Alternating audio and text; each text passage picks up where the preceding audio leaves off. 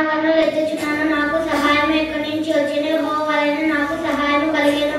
ఆయన భూమి ఆకాశం సృజించిన వాడు, ఆయన నీ పాదములకు తొట్టిల్లనివ్వడు. నిన్ను కాపాడాడు కునుకడు, ఇశ్రాయేలును కాపాడాడు కునుకడు. యెహోవాయే నిన్ను కాపాడాడు.